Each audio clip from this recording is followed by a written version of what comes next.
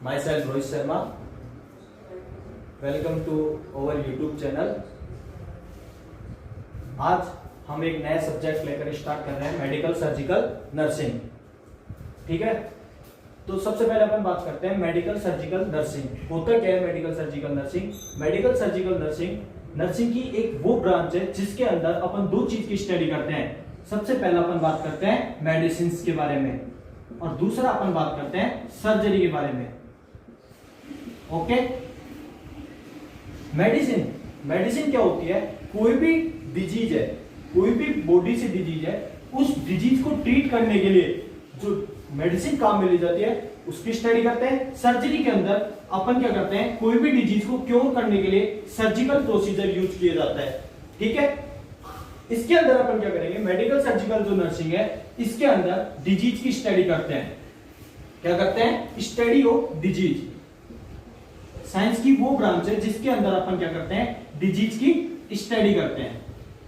Okay friends, अब अपन बात करते हैं कोई भी डिजीज है उसकी कैसे स्टडी करते हैं। सबसे पहले जैसे कोई भी डिजीज है उस पर्टिकुलर डिजीज की सबसे पहले अपन बात करते हैं डेफिनेशन की, कि पर्टिकुलर डिजीज की डेफिनेशन क्या है। जैसे अपन कोई भी डिजीज की बात कर रहे हैं, निमोनिया।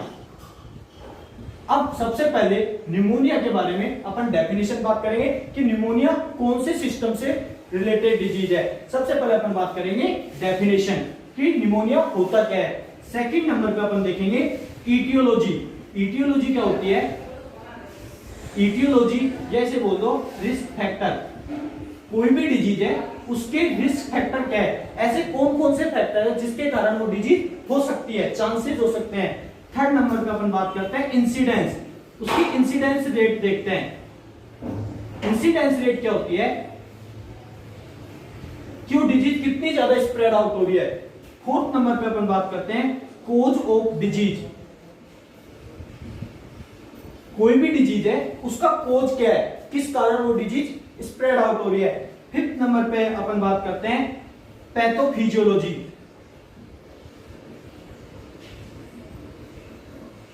पैथोफिजियोलॉजी कोई भी डिजीज को स्प्रेड आउट होने के लिए कहां से वो स्प्रेड आउट होती है। जैसे निमोनिया।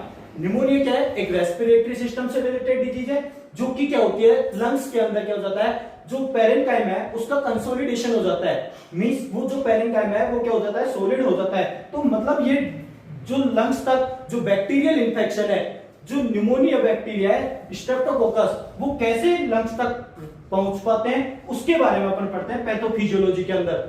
ठीक है, 6 नंबर पर अपन इस डिजीज के बारे में बात करते हैं कि भाई जब डिजीज हो गई, वो डिजीज लंग्स तक पहुंच गई, उसके कारण अपन ने पढ़ लिए। 6 नंबर पे अपन बात करते हैं कि sign and symptoms of disease. Sign symptoms बोल दो या इनको बोल सकते हैं क्लिनिकल मैनिफेस्टेशन। मींस उस डिजीज के कारण अपने को बॉडी के अंदर क्या क्या चेंजेस दिखाई दे रहे हैं, क्लिनिकल मैनिफेस्टेशन या clinical feature of disease.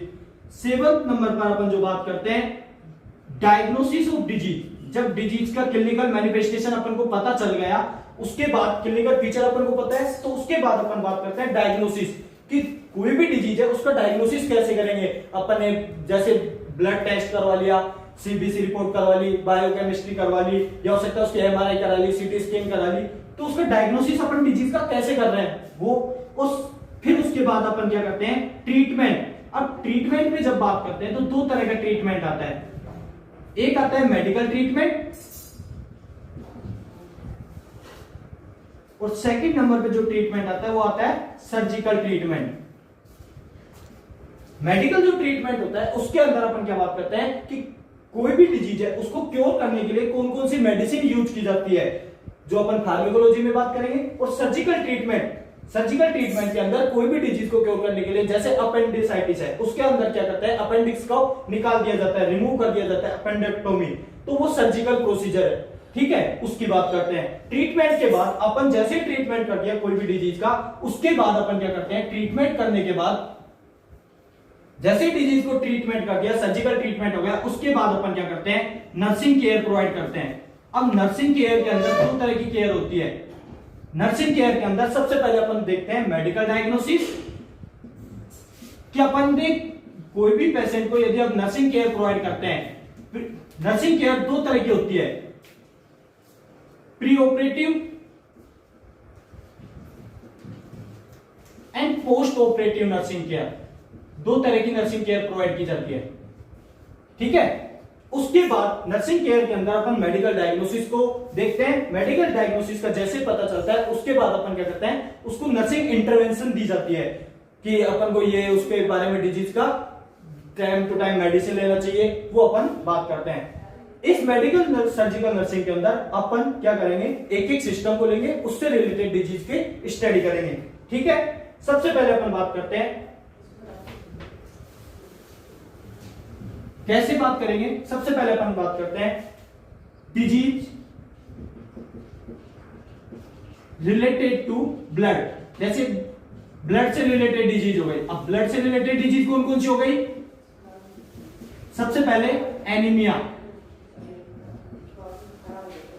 Haemophilia, दोनों ब्लड से रिलेटेड डिजीज है। थर्ड नंबर पे बात करते हैं एनीमिया हो गया, हीमोफीलिया हो गया, या हम बात कर सकते हैं इसके अंदर मल्टीपल मायोलिमा हो गया,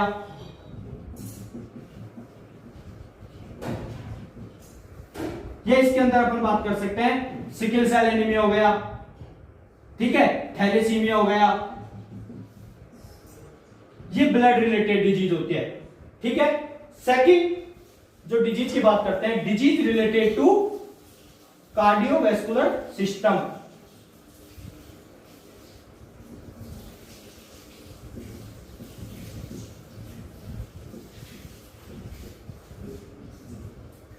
disease related to cardiovascular system. Cardiovascular system से रिलेटेड डिसऑर्डर के अपन यहां पर बात करेंगे। जैसे सबसे पहला congenital heart disease, congenital heart disease. Congenital heart disease क्या होती है, जो कि बर्थ से ही प्रेजेंट होती है। Second congestive heart failure. Third number पे अपन जो बात करेंगे वो बात करेंगे मायोकार्डियल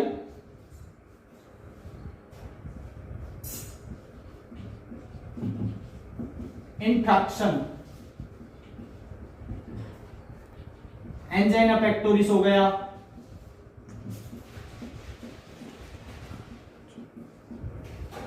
आपने देखा होगा कि शोक, वो भी किससे है, कार्डियोवैस्कुलर सिस्टम से रिलेटेड डिजीज है, ठीक है। तो ये अपन किसके अंदर बात करेंगे, कार्डियोवैस्कुलर सिस्टम के अंदर। ऐसे ही अपन disease related to respiratory system,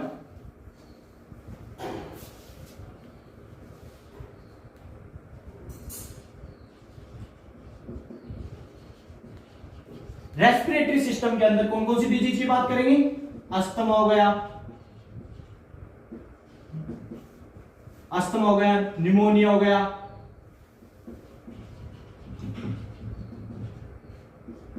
pleural effusion हो गया। एक एक को अपन क्या है डिटेल में डिस्कस करेंगे। जैसे जैसे सिस्टम की बात करेंगे एक एक सिस्टम की डिजीज को डिटेल में डिस्कस करेंगे, ठीक है। प्लूरल इफ्यूजन हो गया, ब्रोंकाइटिस हो गया, सीओपीडी हो गया, chronic obstructive pulmonary disease, COPD. ये अपन एक एक करके रेस्पिरेटरी सिस्टम की डिजीज को डिस्कस करेंगे। नेक्स्ट आता है disease related to sensory organ. Disease related to sensory organ. Sensory organ से रिलेटेड डिजीज, सेंसरी ऑर्गन से रिलेटेड डिजीज के अंदर अपन बात करेंगे आई से रिलेटेड डिजीज। आई से रिलेटेड जो डिजीज होती है जैसे ग्लूकोमा हो गया, आई से रिलेटेड डिजीज है। कैटरेक्ट हो गया, ठीक है। और दूसरा ईयर से रिलेटेड डिजीज, ईयर से रिलेटेड डिजीज जैसे ओटाइटिस मीडिया। ये क्या होता है, इन्फ्लेमेशन ऑफ मिडिल ईयर, ठीक है। ये हो गया सेंसरी ऑर्गन से रिलेटेड। नेक्स्ट अपन बात करते हैं disease related to urinary system.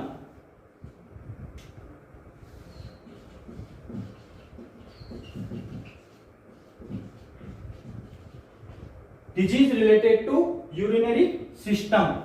Urinary system के अंदर जो अपन बात करेंगे वो सबसे पहले अपन बात करेंगे नेफ्राइटिस,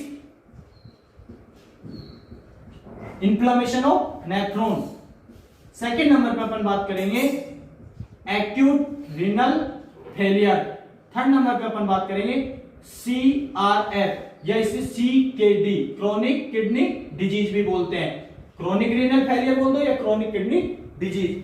नेक्स्ट अपन फोर्थ नंबर पे बात करेंगे यूरिनरी सिस्टम के अंदर benign prostate hypertrophy, BPH। Fifth number पे अपन बात करेंगे, फिफ्थ नंबर पे अपन कहा देंगे UTI, यूरिनरी ट्रैक्ट इन्फेक्शन। ये हो गया disease related to urinary system.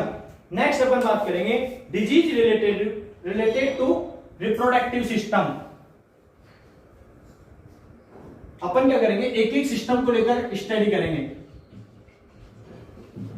Disease related to reproductive system, इसके अंदर एक ही डिजीज की बात करेंगे, वो है इनफर्टिलिटी। इनफर्टिलिटी क्या होती है उसके बारे में अपन क्या करेंगे, डिटेल से डिस्कस करेंगे। नेक्स्ट आता है disease related to musculoskeletal system.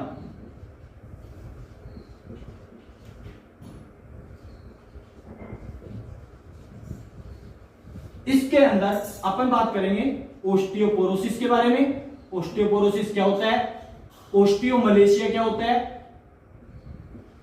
ठीक है, उसके बारे में अपन बात करेंगे। नेक्स्ट आता है disease related to digestive system. Digestive system के अंदर अपन बात करते हैं, सबसे पहले डिजीज आती है GERD, gastro oesophageal reflux disease. Second number पे आती है कोल्स डिजीज, पेप्टिक अल्सर हो गया, वो भी इसी के अंदर पढ़ेंगे।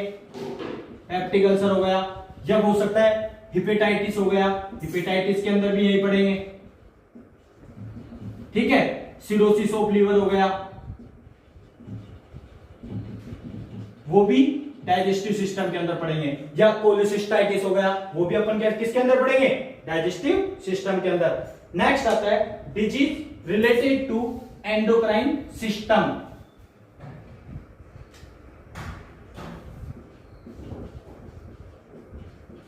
Disease related to endocrine system. Endocrine system के अंदर जो अपन डिजीज की बात करेंगे वो कौन कौन सी डिजीज होगी, सबसे पहले डायबिटीज मेलाइटस। सेकंड नंबर पे डायबिटीज इंसिपिडस। थर्ड नंबर पे अपन बात करेंगे हाइपर थायरोडिज्म। फोर्थ नंबर पे बात करेंगे हाइपोथायरोडिज्म। इन सभी डिजीज को पर्टिकुलर एक एक को डिटेल में अपन पढ़ेंगे। नेक्स्ट आता है डिजीज रिलेटेड टू कौन से system, nervous system.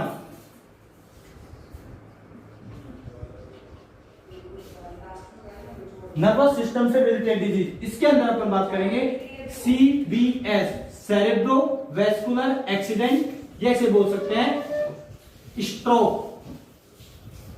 Second number पे अपन बात कर सकते हैं कौन सी डिजीज, पार्किंसन डिजीज, वो भी अपन यही पढ़ेंगे। थर्ड नंबर पे अपन बात करते हैं, इसके अंदर अपन पढ़ेंगे मेनिंजाइटिस। और फोर्थ नंबर पे अपन पढ़ेंगे नर्वस सिस्टम में एनसेफेलाइटिस, ठीक है। और लास्ट सिस्टम जो रहता है वो रहता है कौन सा, integumentary system. Disease related to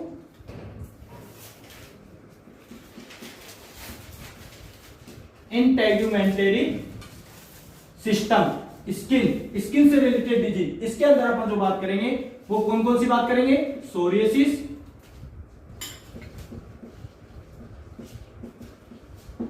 scabies, ठीक है।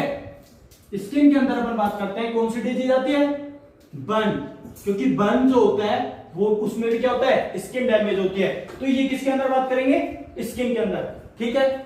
आज का क्लास यही खत्म करते हैं आज की क्लास को। नेक्स्ट अपन बात करेंगे disease related to cardiovascular system. Thank you.